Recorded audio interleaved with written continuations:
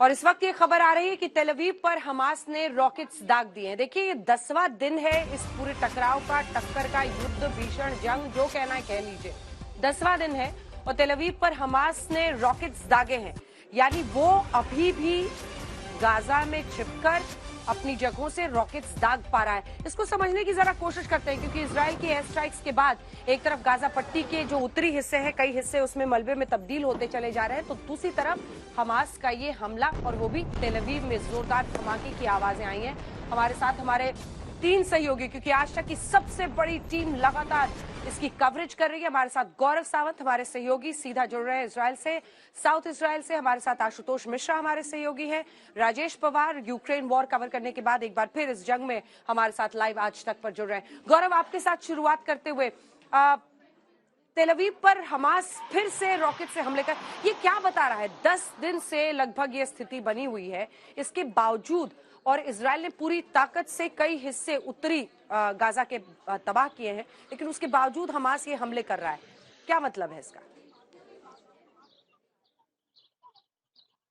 Hamas के पास वो capabilities अभी भी है। हमास के पास सुरंगों का एक बहुत बड़ा जाल है, जिसके जरिए वो एक जगह से दूसरी जगह जाने में सक्षम होता है। कई ऐसी इमारतें हैं जो देखने में तो अस्पताल हो, स्कूल हो, उसके और लोकेशंस हो, लेकिन उन बिल्डिंग्स के बिल्कुल पीछे वो अपने रॉकेट लॉन्चर्स लाता है, रॉकेट अटैक करता है। और ये बकायदा जो हेरॉन टीपी ड्रोन्स है, ये लॉन्ग इंड्योरेंस ड्रोन्स है, यानी 2-2, 3-3 दिन तक ये मानव रहित टोही विमान इजराइल की वायुसेना के ये हवा में रह सकते हैं, और ये देखते भी रहते हैं कहां से रॉकेट अटैक हो रहा है, और ये उस जगह को अपने लेजर से डेजिग्नेट भी करते हैं। और F-16 और F-15 लड़ाकू विमानों से, प्रिसिशन गाइडेड म्यूनिशन से उन जगहों को ध्वस्त भी किया जाता है। लेकिन इतनी तेजी से ये जो बहुत ही क्रूड तरह के रॉकेट लॉन्चर्स हैं और रॉकेट्स हैं, जो टेक्नोलॉजी उनको ईरान ने दी है, पहले 50 से 100 किलोमीटर दूर वार करने की क्षमता, और अब 200 से 250 किलोमीटर दूर तक वार करने की क्षमता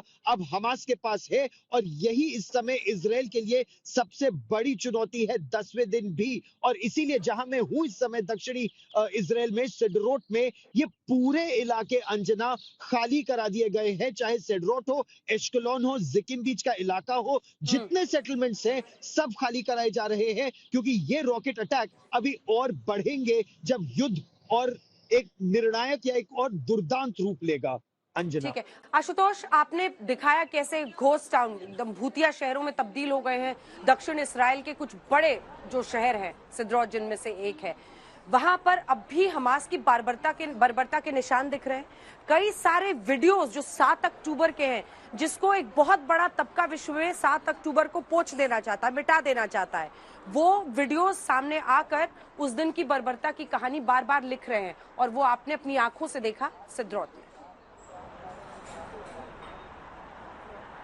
न जाने ऐसे कितने लोग जो अभी जिनका अपहरण हुआ है, जब वो सामने आएंगे उनके पास भी मोबाइल फोन होंगे। आज भी हम जिस बेरी इलाके में जा रहे थे, वहां ऑपरेशन चल रहा था, खतरा था, इसलिए वहां नहीं पहुंच पाए। जाहिर है जब वहां से एक एक करके, मैं आपको बताऊं, स्पेशल ऑपरेशन चलाए जा रहे हैं ताकि जो शव अभी वहां है उनको निकाला जा सके। उसके बारे में ज्यादा जानकारी हम नहीं दे सकते, क्योंकि वो क्लासिफाइड इन्फॉर्मेशन है। तो जैसे ही वहां से शव निकलते हैं, उनकी जेब में फोन है, आसपास फोन बरामद होते हैं, उसके बाद और वीडियो सामने आते हैं। बर्बरता की कहानी ऐसी कि बड़े बड़े टुकड़ों में रॉकेट है, लेकिन जहां तक कैपेबिलिटी की बात है कि जैसे मैं बाटियाम से होते हुए टेल अवीव पहुंचा हूं, अभी भी वो हमला, आप सोचिए कि वो बाज नहीं आ रहा है, और अब उसका टारगेट टेल अवीव, जेरूशलम, याफो जैसे इलाके हैं। वो चाहता है कि जो बिजनेस सेंटर है उस पर हमला करके संदेश दिया जाए, क्योंकि इजराइल का रिटेलिएशन जैसे जैसे बढ़ रहा है, हमास भी कोशिश कर रहा है कि वो शहरों को निशाना बनाए। आयरन डोम सिस्टम एक्टिवेटेड तो है, लेकिन अब कई बार होता है कि आपको सायरन भी नहीं आते और अचानक पता चलता है कि बड़ी संख्या में रॉकेट आते हैं। अभी जिस समय हम आ रहे थे, अचानक से हमला हुआ, इस तरह अफरा तफरी हुई, फ्लाईओवर के नीचे गाड़ियां रोक करके लोग जहां तहां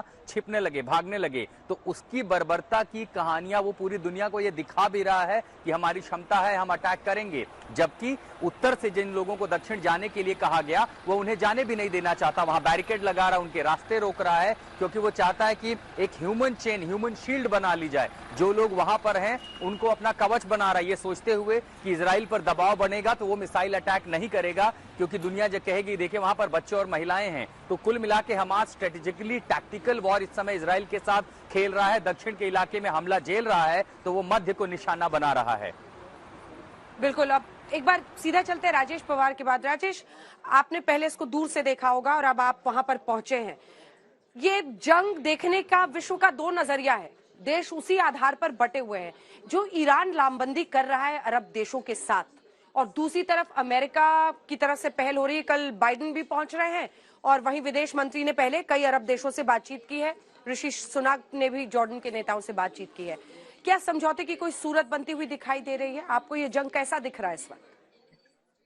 देखिए अंजना, जो डिप्लोमेटिक एफर्ट्स हैं, जो लामबंदी की बात आप कर रहे हैं, वो दोनों तरफ से जारी है। देखिए, जो सबसे बड़ा खतरा है इस वक्त इजराइल के लिए, वो है एक साइमल्टेनियस अटैक, एकदम इन सब मुल्कों का इजराइल के ऊपर हमला, इजिप्ट का, जॉर्डन का, सीरिया का, हिजबुल्लाह का।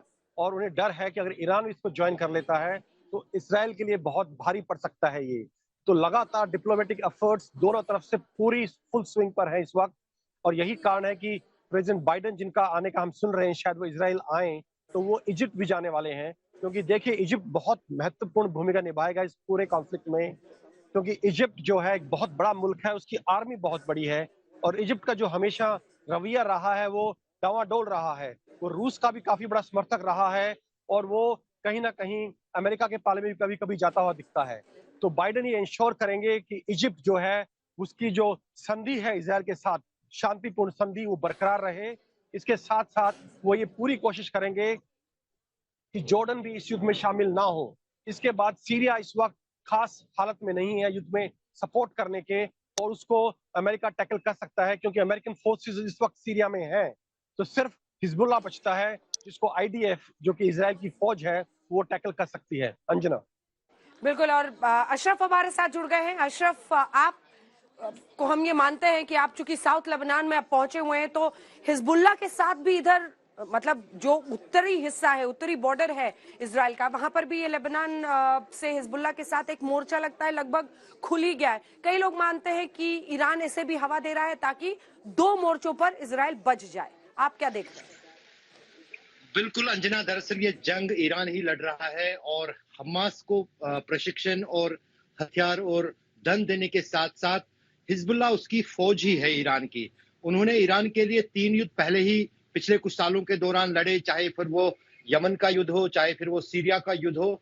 तो कहीं ना कहीं ईरान की जो प्रशिक्षित ये फौज मानी जाती है हिजबुल्लाह, और जिस अंदाज से पिछले 2 दिन के दौरान उन्होंने इजराइल पर हमलों में तेजी लाई है, और दूसरी तरफ से इजराइल की तरफ से 2 प्रमुख जो हैं हिजबुल्लाह के कमांडर भी मारे गए हैं साउथ लेबनान में, दक्षिणी लेबनान में। उससे कहीं ना कहीं ये लड़ाई अब और ज्यादा दायरा पकड़ चुकी है। मैं आज करीब 100-200 किलोमीटर जो ये सीमावर्ती इलाका है दक्षिणी लेबनान में, तो हजारों घर वहां रहते हैं, लेकिन एक भी नागरिक वहां नजर कहीं नहीं आया। दुकानें बंद हैं, लोग गाड़ियां छोड़ छोड़कर वहां से, दक्षिणी लेबनान से सुरक्षित स्थानों को चले गए हैं। कि जाहिर है कि उनको हिजबुल्लाह ने ही कहा होगा कि हमें यहाँ लड़ाई का मैदान खोलना है और आप यहाँ से चले जाइए ताकि आपकी जान बच पाए। अगर उस इलाके में कुछ दिखता है तो सिर्फ दिखता है हिजबुल्लाह के लड़ाकू, जिनके पास कोई यूनिफॉर्म नहीं है, कोई कुछ नहीं है, सिविल्स में घूमते हैं, और जब अटैक के लिए जाते हैं तब पूरी तरह से एक फौज बन के जाते हैं। दूसरी बात महत्वपूर्ण जो यहाँ पर अंजना है, वो हिजबुल्लाह को लेकर ये है कि हमास से भी खतरनाक हिजबुल्लाह है। उनके पास वो खतरनाक हथियार हैं जो इसराइल के नवीन हथियारों को और टेक्नोलॉजी को चुनौती दे सकते हैं। उन्होंने कल भी बिल्कुल, और यही अशरफ सबसे बड़ा चैलेंज भी है। देखिए, जंग जब होती है तो कई लोग एजेंडा चलाते हैं, प्रोपोगेंडा के तहत खबर दिखाते हैं, लेकिन हर खबर जैसी है वो आप तक पहुंचे, ये दिखाने के लिए आज तक की सबसे बड़ी टीम ग्राउंड जीरो पर डटी हुई है। आप सभी का बहुत धन्यवाद। सुरक्षित रहिए।